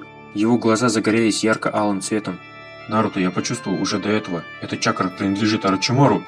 Он тоже санин, как и Джирая, но он преступник и предатель. Он невероятно опасен, будь осторожен». «Значит, ты и есть Орочимару?» – спросил Наруто с измененным голосом. «Что ты сделал?» «Боже мой, меня уже раскрыли. Так и быть, я расскажу тебе. Я оставил метку на твоем друге, чтобы он пришел ко мне, когда ему понадобится сила. Учиха, он силен. Он даже смог заставить меня сбросить первые 2 слоя чешуи. Наруто, он укусил его в шею, после чего Саски упал без сознания», – крикнула Сакура. «Вот геморрой. Орочимару, значит, это очень плохо», – подумал Шикамару. «Техника призыва!» Орочимару призвал 3 огромные змеи, которые были видны выше деревьев в лесу. «Ина, помоги Сакуре и Саске. Ребята, нам надо его остановить, хотя бы временно». Наруто поделился чакрой с Шикамару и Чоджи. «Благодаря твоей силе я справлюсь с этими змеюками. Давай, как на тренировке. Техника сверхсильного расширения». Чоджи увеличился до размера змеи за счет чакры Наруто. «Мы не проиграем тебе!» Ину, Тори, Сару и Суди. Техника призыва. «Камакин-сан, вы должны нам помочь в борьбе с Орочимару!» – крикнул Наруто, призвав огромную жабу с щитом и оружием в руках. «Я, конечно, не уклюж, но обещаю защитить вас. Я постараюсь», – ответила жаба. 2 напарника Орочимару хотели напасть на девчонок, однако Шикамару схватил их тенями и сказал: «Не думайте, что я вам позволю. Благодаря этой чакре я могу держать вас в тени довольно долгое время. А могу и убить вас прямо сейчас». «Наруто, перевоплощаемся!» – крикнул Кураму, после чего принял форму лиса из чакры с 2 хвостами и увеличился в размерах. Началось масштабное сражение, от которого пошли мурашки по телу у доброй половины шиноби, находящейся в лесу. «Что за монстры там сражаются? Одна чакра ужаснее другой!» Упала на колени красноволосая девушка, после чего начала дрожать от страха. «Надо проверить, что там происходит», – подумал Ли, и направился в сторону разрушений. «Я уверена, это Наруто-кун. Ребята, надо пойти туда», – сказала Хината своей команде. «Давайте вернем ему должок», – согласился Киба. «Да что за ужас там творится?» – с испугом крикнул сенсор, наблюдающий за потоками чакры на экзамене. «Что там происходит?» – спросил Хирузан. «Это тяжело объяснить. Я вижу змеи. На них Орочимару. Они огромные. А против него сражаются какая-то жаба с щитом в руках. Парень из клана Акимичи, окутанный какой-то странной чакрой, и... 9-хвостый с 2 хвостами! Немедленно выдвигайте, остановите бой! Схватите Орочимару!» – отдал приказ третий нескольким джонинам. Орочимару вынул из своего рта длинный клинок и нацелился на Чоджи. Однако чакра, которая его окутала, сама схватила меч и отбросила Орочимару вместе с ним от себя. «Чоджи, аккуратней!» – крикнул Наруто в форме лиса. Чоджи начал атаковать 3 змей, после чего крикнул: «Огромный мясной танк!» Жабий двойной удар. После совместной атаки Гамакен-сан и Чоджи все змеи исчезли. Ну вот и все. Пиджу-дама. Наруто направил огромную бомбу хвостатого на Орочимару, после чего она взорвалась с такой силой, что все ближайшие шиноби сносило ветром. После этого Наруто упал на землю и еле мог отдышаться. Все, что могла сказать Ину, так это «Охренеть! Не бой, а какой-то парад монстров!» Орочимару вышел к ней навстречу, после чего отхаркнул кровью и схватился за живот. А затем вылез из своего же рта под видом нового тела. Очень любопытно. «Наруто-кун!» Хината встала перед блондином, приняла боевую стойку, после чего на поле появился Рок Ли. «Я услышал шум. Подумал, может, вам понадобится помощь?» Орочимару вышел из леса, но его окружили жуки Шина, а сам он произнес: «Не стоит тебе и обо мне забывать». Акиба превратила Акамару в своего клона и крикнул: «И о нас тоже!» Шикамару, Чоджи, Ина и Сакура приготовились к бою. Сам Наруто встал в боевую готовность. После чего встал и Саски. От него была ужасающая аура, которую все почувствовали. Он был полностью в черных метках по всему телу. Он встал рядом с Наруто и сказал: «Давай, Наруто, прикончим его». Однако сюрпризы не заканчивались, и из-за спины Санина появился песчаный клон Гаары со зловещим лицом. «Что, тоже решил потанцевать с нами?» – спросил его Наруто. «Нет, на этот раз я вам помогу, чтобы в следующем этапе вы бились со мной насмерть, Наруто и Саски». Интересненько. 3 монстра и кучка способных генинов. Тяжеловато будет для меня, учитывая то, что за мной в скором времени придут. Признаю, вы не слабаки. Так что вот моя вам награда за доставленное веселье». Орочимару кинул сумку, в которой находились свитки. «Здесь ровно всем вашим командам по недостающему свитку. Удачи и берегитесь», – посмеялся Орочимару. После чего он ушел красиво, поджег свою технику подмены. Наруто бросил один из свитков Гааре. «Удачи, Узумаки Наруто, Учиха Саски». После этих слов Гаара взял свиток и испарился в песке. Свитков хватало ровно для всех 4 команд. Рок Ли сказал: «Было очень интересно и опасно. Спасибо вам за свиток и удачи». После этих слов Ли тоже исчез. Все команды 7, 8, 10 направились в башню сбора. Там же они встретили Гаару и других. Мимо Наруто прошел Досу, после чего блондин слегка ударил Досу по плечу. «Спасибо за помощь. Не нужно меня благодарить. Я выполнил свой долг». Помахав, Наруто ушел дальше. Ируков встретил своих бывших учеников и похвалил за то, что у него учились такие талантливые ребята. После чего он сказал, куда им нужно идти, и попрощался, пожелав удачи. Мы очень удивлены, что до следующего этапа дошло столько участников. В связи с этим мы должны провести отборочные битвы 1 на 1 прямо сейчас, чтобы вдвое сократить количество участников, сказал всем Хирузан. Стоп, что за несправедливость? Разве мы не должны были пройти в следующий этап после изнуренного 2-го этапа? Спросил Тенден. Да, конечно, должны, однако 3-й этап будет проходить в виде турнира на выбывание, битвы 1 на 1. Туда съедутся все феодалы и шиноби из разных деревень, гости из разных стран. Проще говоря, мы должны показать хорошие бои на публику, пробурчал Шикамару. Да, можно и так сказать, сын Шикакунара. Ибо деревня, да и наши союзники должны показать, на что способны наши шиноби-генины, чтобы другие страны поняли, что они могут им доверять, когда будут назначать задания для деревни. Или еще проще говоря, увидев феодал бой какой-нибудь Ину против Сакуры, и задание деревню листа будет еще не скоро. Засмеялся Курама внутри подсознания Наруто. Ты, блин, Курама, ну совесть-то имей, скрипя зубами произнес Наруто, потому что сам чуть не упал со смеху от такой шутки со стороны Лиса. Начались бои 1 на 1. Прошло уже несколько поединков, после чего на таблице высветилось имена: Хината Хьюга против Нейджи Хьюга. После несколькоминутной битвы Нейджи ударом в солнечное сплетение поверг Хинату и собрался ее добить. На это отреагировали Джонин и решили остановить парня, после чего на поле вышел Наруто и помог поднять Хинату на носилки. На что Нейджи был зол, сказав, что неудачники только и могут помогать друг другу. От Наруто ответ последовал незамедлительно. Если ты думаешь, что ты особенный, тогда в следующем этапе я заставлю тебя присмыкаться передо мной, если оставлю тебе жизнь. Интересные слова для того, кто может умереть в следующем этапе, ответил спокойным тоном Нейджи Хьюга. А, так все, что тебе нужно увидеть мою смерть? Что ж ты сразу не сказал-то? Наруто создал теневого клона, после чего разрезал ему кунаем шею, вырвал голову и кинул перед ногами Нейджи. Сказать то, что весь зал испугался от такой выходки, значит ничего не сказать. Запомни, если у тебя есть какие-то проблемы, не смей выделываться на Хинате, иначе я лично сделаю то же самое с твоей головой. Нейджи сказал, что будет ждать их поединка, после чего удалился из зала, а блондин развеял клона. Смотрю и не пойму, кто из нас двоих монстр, сказал Лис. На что Наруто ответил ему: не я и не ты. Следующий поединок – Досу против Киба Инузуки. Бой продлился около 10 минут. Когда Киба уже еле стоял, Досу сбил его с ног, но не стал добивать. Затем посмотрел на Наруто и, слегка кивнув, ушел на верхнюю трибуну. Последний поединок – Наруто Узумаки против Чоджи Акимичи. «Вот блин, не хочется мне с ним драться», – пробормотал Чоджи, выходя в центр зала. «Слушай, Наруто, а это обязательно? Я ведь могу просто сдаться». «Не парься, друг. Просто покажи всем, на что ты способен». «Сенсей, Чоджи просто слишком добрый, чтобы сражаться со своим другом.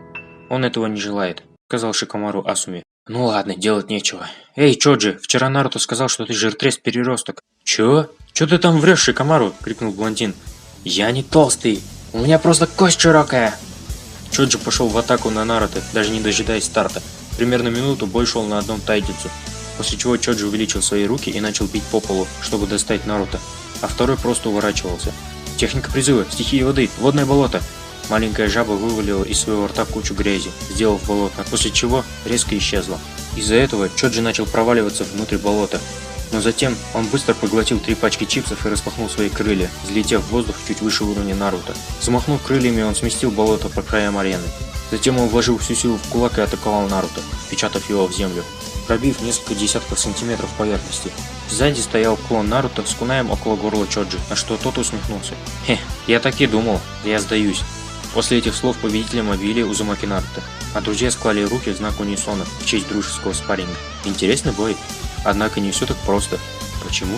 Да потому что Наруто практически ничего не показал из арсенала своего, проговорил Шина в своей манере. А тебя, как обычно, хрен разберешь, ответил ему Киба. Молодцы, парни, занятный бой, сказал Шикомару. Больше не нужно так врать, я ж, блин, ничего такого не говорил, пробурчал Наруто. Вы все отлично потрудились, ребята, а некоторые бои получились очень даже зрелищные. Теперь, победители, подойдите сюда и посмотрите, как распределили ваше участие в 3-м этапе. Узумаки Наруто против Нейджи Хьюга, Канкуро против Шина Абурамы, Шикомару Нара против Темари, Гаара против Досу, Саску Учиха будет ожидать соперника. Всем все ясно. 3-й этап состоится через месяц. Используйте время на подготовку. Месяц подходил к концу. Наруто оттачивал свои навыки, создавал клонов, чтобы успевать все и везде, тренировался с Шикомару, а Чоджи им помогал, чтобы они оба были готовы к заключительному этапу. Саски время от времени старался принимать с ними участие, но чаще он был с Какаши для изучения новой техники. Иногда он посещал Наруто, чтобы потренироваться вместе. Наруто поговорил с Хинатой, которая поблагодарила его за все, а также отец девочки, услышав от нее рассказы о блондине, который ей несколько раз помогал, решил поговорить с юнцом и попросил не злиться на Нейджи, рассказав историю об его отце и о его вине. Я могу его понять, но все же поведение Нейджи непростительно, и я постараюсь донести в его голову, что не нужно обвинять других в своей судьбе, а творить ее самому. Я вам обещаю, старик Хизаши. Сказав это, клон Наруто испарился. Иногда Иджирая составлял компанию пареньку, рассказывая об его дружбе с Орочимару, через что они прошли вместе, и что когда-нибудь он выбьет из него всю накопившуюся дурь. Также Киба напомнил ему про забег, после которого он проиграл Наруто на пару секунд, но ничуть не расстроился. «Значит, мне есть куда расти. А то раньше с вами было неинтересно, я всегда вас побеждал», — улыбнулся Киба. Как-то в один из деньков клон Наруто пошел в Ичираку и увидел там уже сидевшего Саски. У них завелся долгий разговор о жизни, о настоящем и о прошлом. «Слушай, Саски, а метка все еще болит?» «Иногда. Но я чувствую, что она не дает мне выкладываться на полную. Недавно Какаши подавил ее с помощью какой-то печати сверху. Наруто, ты ведь как никто другой понимаешь меня. Твоих родителей убили. Ты ведь хочешь отомстить, и это твое главное желание?» «Разумеется, но все же для меня важнее безопасность близких мне людей. Да, я знаю, я не хочу кого-либо из моих друзей выпутывать во все это, так что давай сделаем так, чтобы не случилось. Отомстим им обоим вместе, не ввязывая других. Когда придет время, отомстим вдвоем, но никто более, кроме нас. Я не хочу потерять новую семью. Я уверен, мы что-нибудь придумаем, так что не переживай насчет этого. Да, и приходи почаще. Можем тренировать стихийные техники чаще. Все-таки мы подходим друг к другу для усиления». Метка. Он ведь таки сказал, когда мне нужна будет сила, я сам к нему приду. Нужно быть осторожнее. Что бы еще сделать полезного? Почитать? Хотя другой уже делает это. Может быть, зайти к Рук Ли? Через несколько минут в больнице. «Эй, Ли, как дела?» «Как видишь, не очень». Встал Ли с коляски на костыли. «Но я никогда не сдамся. Я снова стану ниндзя. Может быть, через месяц, а может, через год, через 5 лет, но я стану и докажу всем!» Со слезами на глазах произнес эти слова Густобровик. «И я помогу тебе. У меня есть одна идея, но подожди еще немного. Я поговорил об этом с Джирай-саном. Есть один человек, который может тебе помочь. Просто потерпи до конца экзамена. Спасибо за поддержку. Пока ты усиленно тренируешься, я буду вести свою битву. Мы покажем, на что способно наше поколение, наши силы юности». Тем временем на тренировке. Старик третий, ты что здесь делаешь? Пришел посмотреть, как у вас дела, ребята. Я очень горжусь вами. Вы показали отличные навыки. И даже если вы не пройдете дальше, это не особо важно. Вы и так многое доказали всем. Не говори ерунды. Мы будем идти вперед до конца и вместе. Очень замечательно.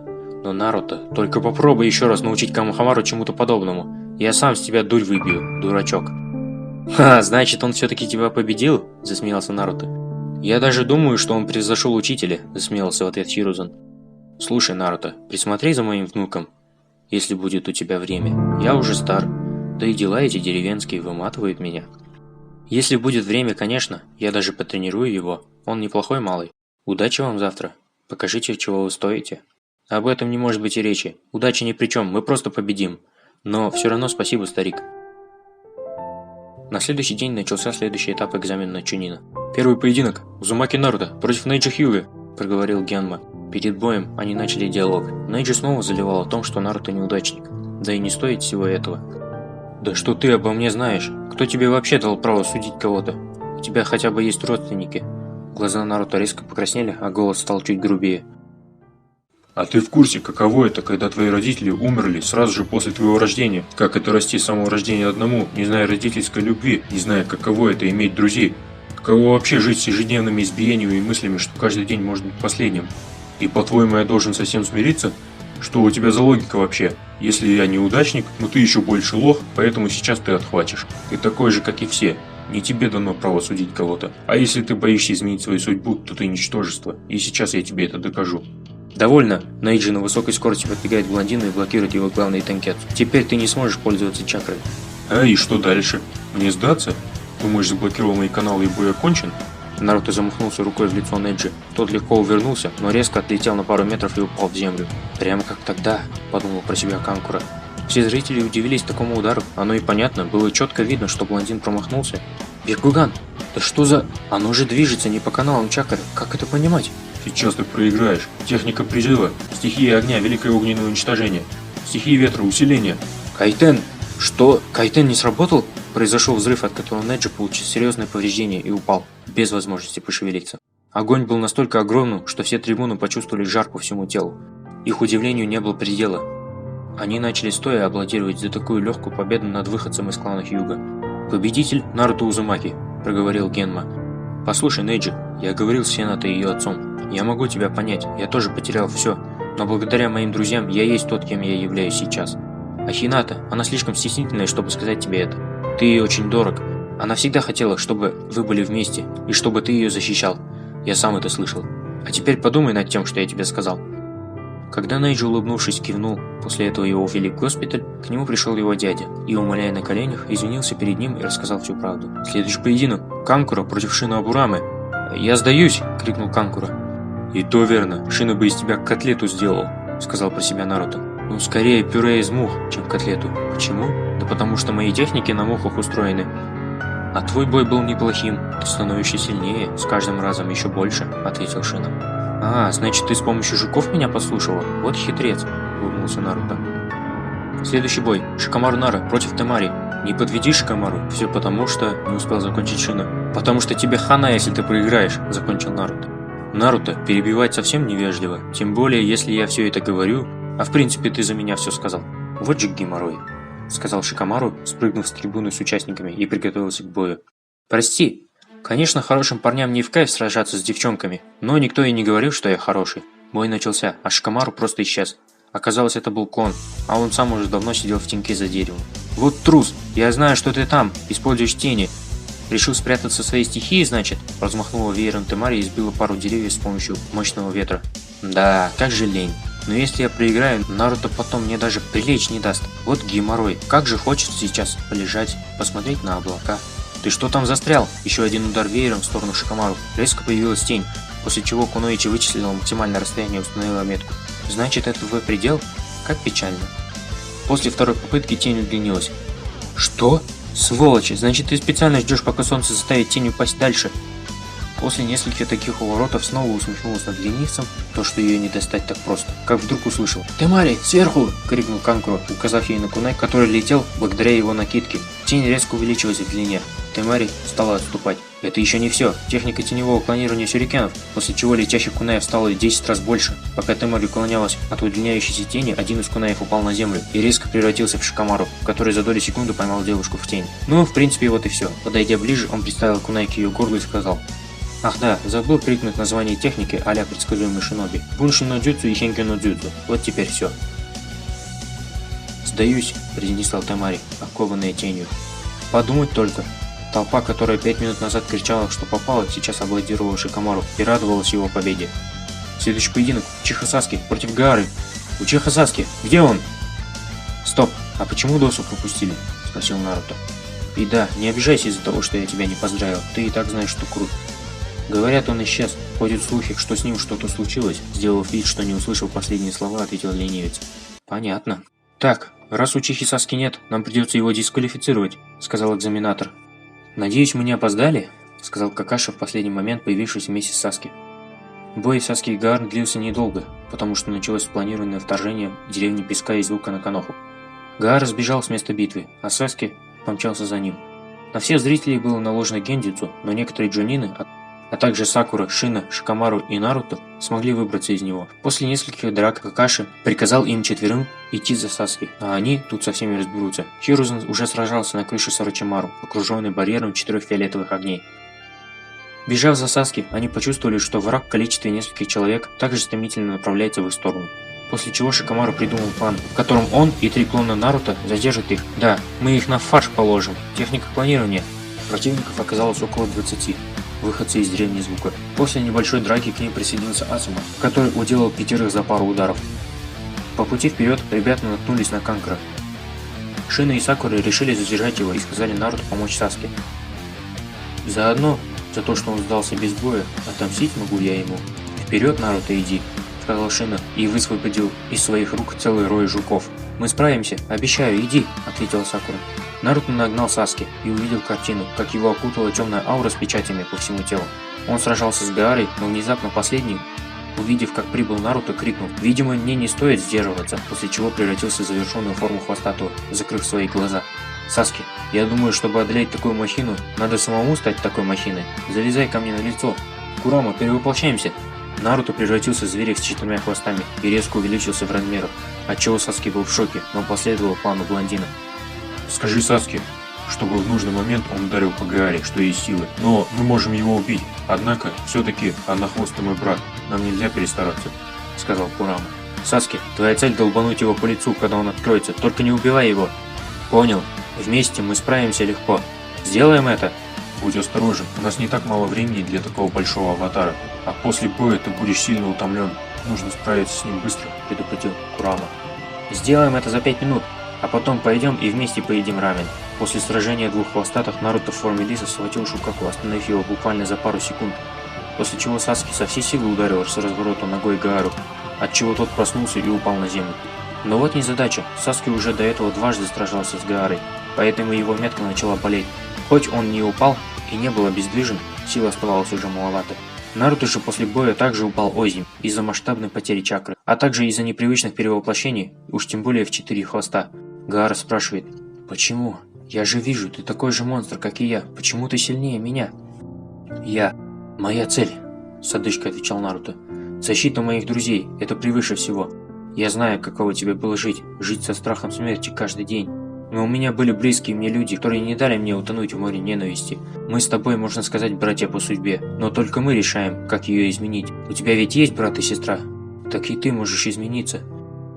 Темари прибыла к ним вместе с раненым Канкуро. В ее глазах был страх при виде этих двоих, но она все же достала свой веер, готовясь к бою. «Нет, Темари, мы уходим. До встречи, Наруто и Саски».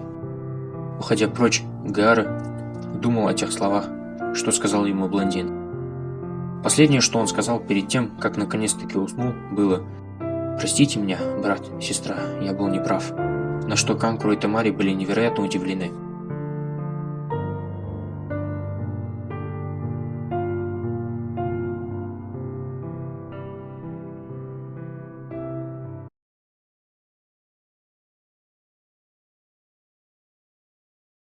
Через день были похороны третьего Хокаге. Старейшины собирались выбрать пятым Джираю, однако тот отказался, а еще он добавил, что узнал наконец-таки местоположение Цунады. «Тогда возьми с собой парочку джонинов», — сказали старейшины. «Нет, они мне будут только мешать. Хотя есть лишь один паренек, который составил бы мне хорошую компанию». «Ли, помнишь, я говорил, что я смогу тебе помочь? Так вот, я отправляюсь за третьим санином листа, Цунады. Когда она придет, она точно вылечит тебя, обещаю. Саски, и тебя тоже. Ты пока что отдыхай. Вечно ты сваливаешь на себя всю работу. Когда мне станет лучше, я буду делать всю грязную работу», — сказал с грустью Саски. Ночью, пока Саски спал, к нему пришел человек, на котором был надет черный плащ с красными облаками. «Саски, мой младший брат, как поживаешь? Приболел, что ли, раз лежишь в больнице?» «Учиха, Итачи, ты уже в моем гензюцу, бесполезно сопротивляться. Тебе пока рано со мной сражаться. Я и без тебя это знаю, кусок говна. Пройдет время, и я приду, чтобы отрубить тебе голову». Сильные слова, но к делу. «Где сейчас Узумаки Наруто? Как я заметил, его нет в деревне». «Не знаю, а если бы и знал, ни за что бы тебе не сказал». «Видимо, ты не врешь, но я также вижу, как ты дорожишь своим другом». «А ты уже забыл, что я тебе сказал, когда уходил из деревни? Чтобы ты пришел ко мне с глазами, как у меня, а для этого ты должен убить лучшего друга. Мне не нужна такая сила, я обойдусь и без нее. Да, и мой лучший друг поможет мне поквитаться с тобой, а затем я помогу ему с его местью. Мы убьем тебя и Учиху Мадару, сотрем вас с лица земли». «Что ты сейчас сказал? Откуда тебе известно о Мадаре?» «Да, брат, я все знаю. Это вы, два подонка, уничтожили наш клан. Мы уничтожим вас обоих. Вместе. Я не позволю вам забрать мою новую семью». «Ясненько», — улыбнулся Итачи. «Новая семья, значит? Тогда вам не будет трудно найти второго, если найдете первого. Мы оба члены организации Акацуки. Но раз Наруто уже в курсе всего, наверное, он тебе сказал, что никто не должен знать о Мадаре. Иначе в мире начнется паника, а может быть и война. Тогда я не буду захватывать Узумаки Наруто. Я буду ждать вас обоих. Но берегитесь. Не только мы двое состоим в этой организации.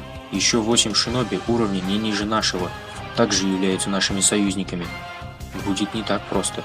После этих слов Итачи исчез. «Твою мать, мне нужно больше силы», — сказал Саски. Джирайя и Наруто в скором времени отыскали Цунады, но та напрочь отказывалась от титула Хокаге. Наруто вел себя более сдержанно, однако принцесса не обращала внимания на какого-то сопляка. Блондин сказал, что даже если она не хочет принимать эту должность после нападения, есть люди, которые нуждаются в ее помощи. Если она все еще шиноби Канохи, она должна им помочь. На что Цунада сказала, что ее это не интересует. «Забудь то, что я тебе сказал», — встал со стола Наруто и ушел тренироваться. «Ты не груби так с ним, паренек-то с подвохом. Весь своих родителей», — выпил кружечку саке Джирайя. «Неужели он...» «Да, сын Минаты и Кушины. А он тебе никого не напоминает?» — улыбнулся беловолосый старик. «Ты имеешь в виду Наваки?» «Да, есть схожесть. Ладно, мне пора идти, рада была повидаться. Цунада, вся деревня нуждается в тебе. Я буду ждать тебя здесь завтра. Приходи». На следующий день Наруто занимался тренировками. Джирайя с Цунадой говорили о жизни и о прошлом. Немного Санин рассказывал о своем ученике. «Ты ведь уже встречалась с Орочимару? Старик третий оставил его без рук. Я думаю, он уже обращался к тебе за помощью. Хорошенько поразмысли, кто для тебя важно. Но если ты задумаешь предать Каноху, я лично тебя остановлю и убью». Как выяснится позже, Цунада напоила Шизуну снотворным, а Джирайю отравила слабым ядом. На утро Наруто смог разбудить отшельника, дав ему свою чакру. «О господи, неужели она пошла к Орочимару?» — сказала Шизуна, едва проснувшись. «Вперед, малыш, надо ее остановить!» По прибытию на место Цунада уже крушила все налево и направо, но после увиденной крови она упала на землю, после чего Орочимару призвал Манду и ждал, пока кто-либо вступит с ним в бой. Шизуна напала на Кабуто, а Джирайя использовал технику призыва, но призвался лишь маленький лягушонок по имени Гамакичи. «Черт, Цунада, это все из-за тебя! Зачем ты меня отравила?» «Отравила? Кажется, старик отшибался в тебе. Все в тебе ошибались», — сказал Наруто злобным взглядом, с измененными лисьими зрачками, отчего у принцессы пошли мурашки по спине. Ино Тори Сару и Сути, Кучио Сунадзюцу». Наруто призвал Гамакина и Гамапунду и попросил их о помощи. «Отлично! Давно мечтал надавать Манде по роже. Я в деле». «Я хоть и не уклюж, но выполню свое предназначение». Между жабами и змеем завязался бой, а Наруто перевоплотился в Кураму с 3 хвостами, после чего произнес: «Теперь-то ты не сбежишь от меня, кусок дерьма!» и одним прыжком полетел прямиком к Орочимару. «Так кто он такой?» «Он мой ученик, сын Минато, а также Джинчурики 9 хвостов». Его главная цель – сберечь всех родных и друзей. «Я думаю, он – дитя из пророчества», – сказал Джирайя и ушел помогать Наруто. «Узумаки Наруто, значит». Цунада порезала себе руку кунаем и начала бороться со своей фобией. «Пожалуйста, еще один раз. Последний раз. Водяная бомба! Масляный шторм!» «Чертов Орочимару, за это недоразумение ты предоставишь мне 100 жертв!» – прошипел Манда. После небольшого сражения между монстрами Цунада пришла в себя. «Пожалуйста, последний раз». Первым же ударом вырубила Кабуту, затем вызвала Кацуи, чтобы вылечить Шизуна и Джирайю. Вместе с Наруто напала на Орочимару. «Я в деле, малыш, но сначала прикончим эту змею». Да раз плюнуть! Стихия ветра, сюрикен Биджудама. После выстрела, там, где все было в радиусе полкилометра, образовалась неглубокая воронка, где по центру лежал Орочимару, который вскоре, использовав технику подмены, сбежал вместе с Кабуто. После этого Наруто упал на землю от переутомления, а Цунада принялась залечивать его раны, из-за чего удивилась, что при контакте с медицинской техникой рана заживает практически за считанные секунды. Дитя из пророчества, знать? Наруто очнулся уже возле ворот Конохи, его нес на своей спине Джирайя. Возле ворот их уже ждал Шикамару. Джирайя сама. Клон Наруто испарился сам по себе, без предупреждения. Мы сразу же подумали, что что-то случилось. Джирайя объяснил всю ситуацию, Чоджи принял обеспокоенный вид. Снова, значит, этот Орочимару. Наруто положили в палату с Саски, отчего тот сразу начал расспрашивать, что произошло. После некоторого времени их обоих выписали из больницы. Старейшины деревни объявили пятую Хокаге, а Цунада и Шизуны выполнили сложную операцию на конечности Рока Ли.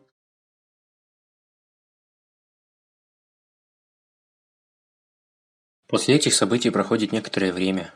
Шикамару, Наруто и Саски выдают звание Чунина. Жители деревни обсуждают то, как Учиха и Узумаки остановили однохвостого демона, а теперь еще и Наруто вместе с Джирайей привел в Коноху пятую Хокаге. Команда 7 выполняет несколько миссий. Позже к Саске приходит ниндзя Звука с предложением покинуть деревню. Саски понимает, что если он не уйдет, эти четверо могут напасть на Коноху, а после присоединиться и сам Орочимару. Саски покидает Коноху. После обнаружения его пропажи Цунада призывает Шикамару и Наруто собрать команду из генинов, так как все остальные заняты на миссиях, и ситуация экстренная, и что миссия будет опасна для их жизней. Ребята без сомнений собрали всех, кого успели. Кибу, Чоджи и Неджи. Жаль, Шина был на задании, но Наруто попросил его отца сказать ему, что как только тот вернется домой, сразу же следовал за ними. Рок Ли не полностью восстановился, но услышал о их беде и решил сбежать из больницы помочь ребятам. «Слушайте все», – решил обратиться капитан к своей команде, пока они были в дороге. «Миссия, как и сказала госпожа Пятая, опасная. Эти хмыри из Звука непростые генины. Возможно, мы рискуем жизнями, так что прошу вас подчиняться мне. Я обещаю, что я, как капитан, защищу вас всех». Все согласились без колебаний. «Наруто, огромный плюс, что ты сейчас с нами. Поэтому, если они захотят нас разделить, я хочу, чтобы ты поделился со всеми своей чакрой. Мы их нагоняем. Всем приготовиться». «Слушай, Шикамару, у меня есть отличная идея», — усмехнулся Наруто, зная, что сейчас будет надуривать всех. Он поставил какие-то метки на всех ребят, после чего коноховцы продолжили преследование. Команда Звука решила отставить Джиробу, расправиться с малышней. Однако Наруто прорвался вперед, а остальные начали сражаться против него. Благодаря чакре, которую блондин всем раздал, даже со второй стадии проклятой печати Джироба не мог ничего противопоставить Шиноби из листа. Сам же Наруто нагнал всех остальных, после чего те решили избавиться от единственной помехи. Тем временем Чоджи увеличился в огромных размерах, создал клона и прихлопнул Джиробу вместе с ним, прибив его к земле. А последний не смог увернуться из-за паралича Шикамару и пробитого Тенкетсу Нейджи, предварительно отхватив на свое тело с полведра мачете Такамару, после чего на добивание получил в лицо от Гацуги Кибы. Наруто использует технику призыва и призывает всех своих товарищей, которые за секунду преодолели все потерянное расстояние. Четверка Звука разозлилась не на шутку. «Осторожно, ребята, теперь их больше, а судя по данным, их жердяй был самым слабым из них. Давайте его мне, я пойду вперед, а вы с ними разберитесь», — приказал оставшимся из четверки Звука Кинимару. «Черт, не уйдешь! Биджудама!» Наруто разорвал на кусочки Укона, отчего Сакон вошел в ярость и пробудил вторую стадию печати. «Мы разберемся, можешь идти вперед!» Судя по движениям, они совсем не работают в команде. Ну, нам это только на руку. Кидамару стреляет в спину Нейджи, но тот отбрасывает стрелу усиленной чакрой. Да так, что сам стрелок еле успел от нее увернуться. Ясненько. Значит, эта чакра разблокировала мою слепую зону и сама подсказала мне об опасности. Только Таюи собиралась взять в руки флейту, как Шикамару за доли секунды проткнул ее своими тенями, после чего у девушки начало останавливаться сердцебиение. «Ты прости, но на кону жизнь наших товарищей, а раз так, то в живых мы вас не оставим». «Невероятно», — подумал про себя Шикамару. «С этой чакрой мы точно их всех одолеем без потерь». Киба и Чоджи вместе атаковали Сакона и Кидамару. Наруто стоял напротив Кинимару. Последний сказал, что не может противиться владыке Орочимару. Саски выбрался из запечатанной бочки, затем выходец из клана Кагуя достал свой позвоночник и хотел атаковать Наруто. Но его удар остановила резко появившаяся марионетка, которую призвал Канкуро. «Наруто Узумаки, ступай за Саски, он нуждается в твоей помощи, а мы здесь разберемся». На место прибыл Гаара, а с ним его брат и сестра. Наруто рванул вперед.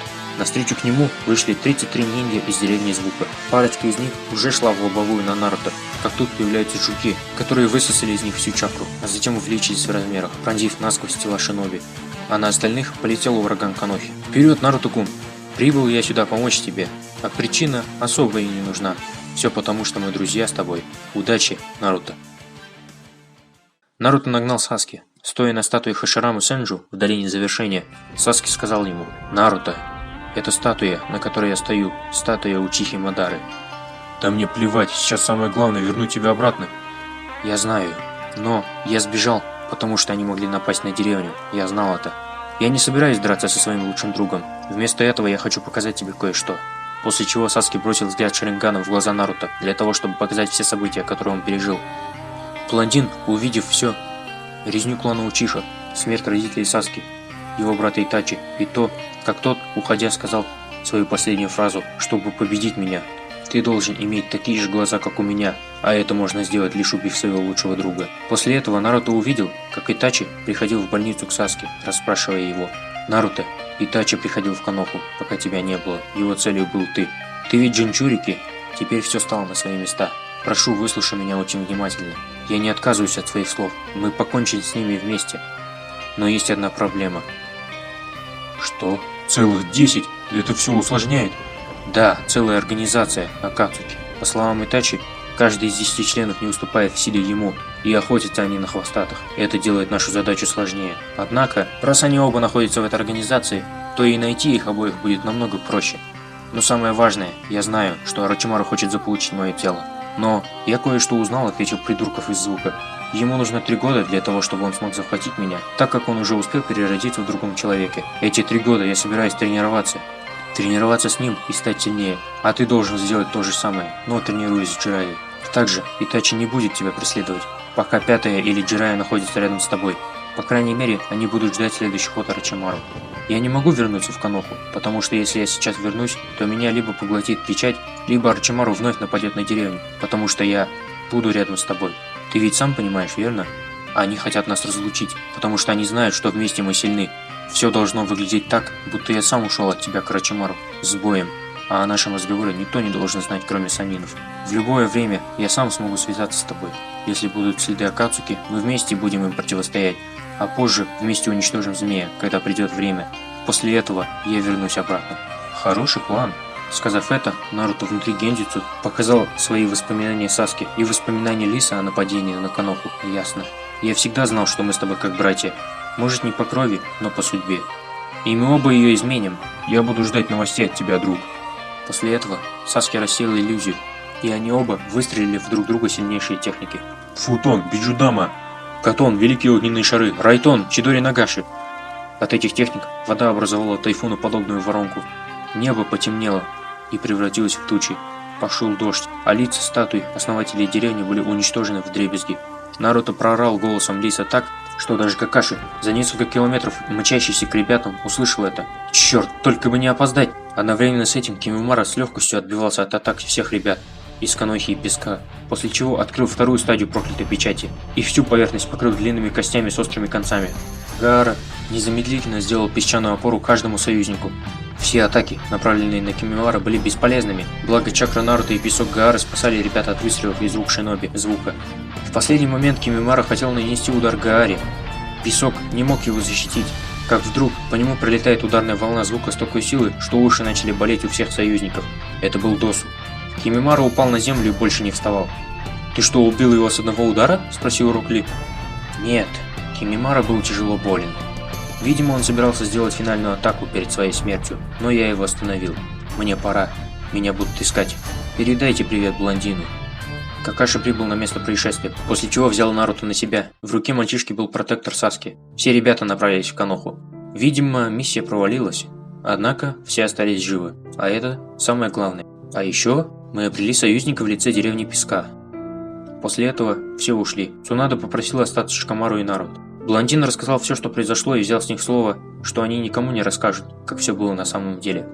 «Ясненько. А вы хитрые поганцы. Но, возможно, это и есть лучший вариант для нас сейчас. Не беспокойтесь, мы знаем, что мы делаем. Тем более, я, кажется, знаю, чем займусь эти 3 года. Есть одна идея.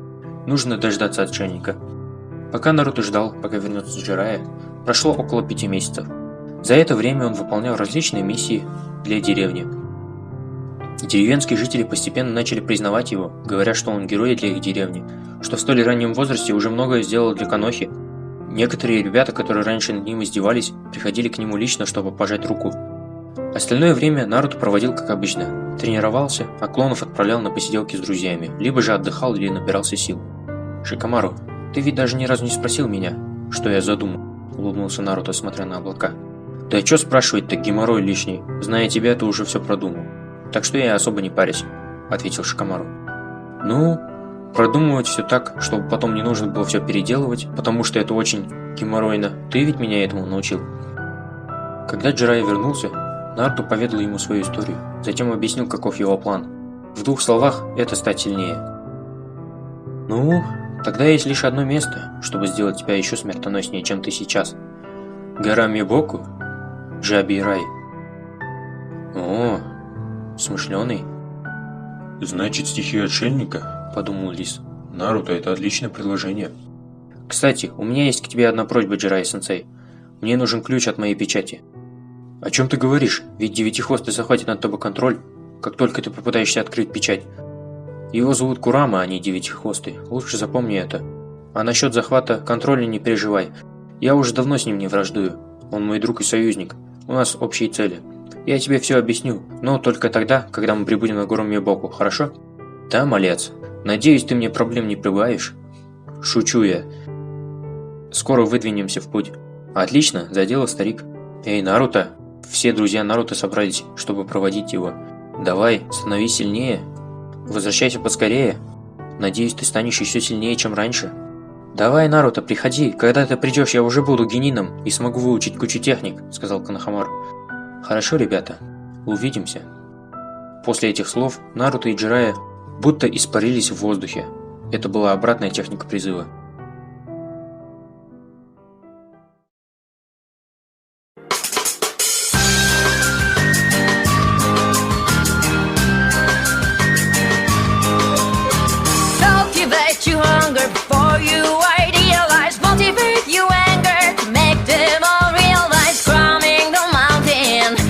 Coming down, break into the content, never falling down. Knees still shaking, like I was told, backing out the classroom by the back door. I made it on me twice, oh, but I didn't care. Waiting is the wasting for people like me. Don't try to live so wise. Don't cry, cause you're so right. Don't drive fear, cause you will hate yourself in the end.